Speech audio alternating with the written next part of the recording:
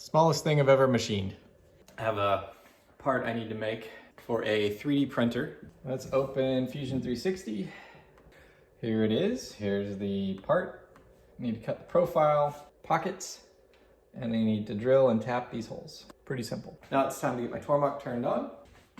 I